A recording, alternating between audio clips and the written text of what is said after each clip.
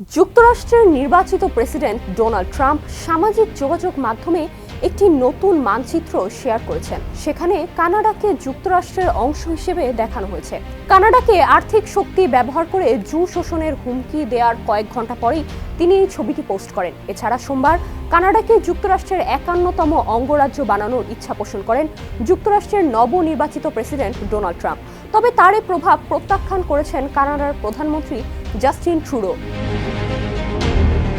মঙ্গলবার ট্রাম্প তার সামাজিক যোগাযোগ মাধ্যম ট্রুথ সোশ্যাল প্ল্যাটফর্মে একটি মানচিত্র শেয়ার করেন, যেখানে যুক্তরাষ্ট্র এবং কানাডাকে একক দেশ হিসেবে দেখানো হয়েছে।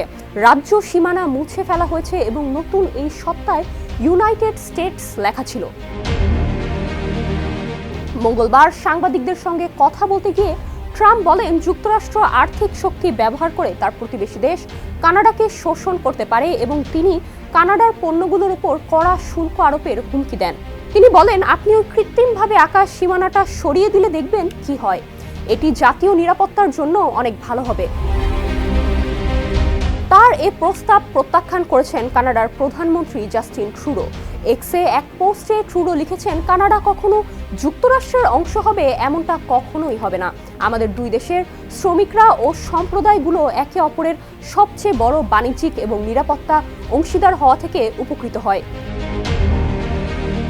মার এই লাগতে একটি অনুষ্ঠানে ট্রাম্পকে প্রশ্ন করা হয়েছিল, তিনি কি কানাডা অধিকার করতে সামরিক শক্তি ব্যবহার করার কথা ভাবছেন।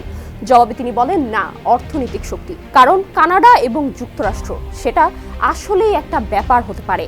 ডোনাল্ড ট্রাম্প তার নির্বাচনী প্রচারণায় কানাডা এবং মেক্সিকোর সঙ্গে বাণিজ্য ঘাটতির ওপর ব্যাপক সমালোচনা করেছেন এবং বিদেশি প্রতিযোগীদের ওপর শুল্ক বৃদ্ধি করার পরিকল্পনাকে তার প্রধান কর্মসূচি হিসেবে তুলে ধরেছিলেন।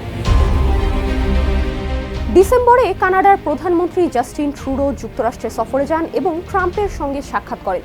সেই সময়ও ট্রাম্প ট্রুডোকে বলেছিলেন যে কানাডা যেন যুক্তরাষ্ট্রের অঙ্গরাজ্য হয়ে যায়। নুসরাত জাহান, সমকাল।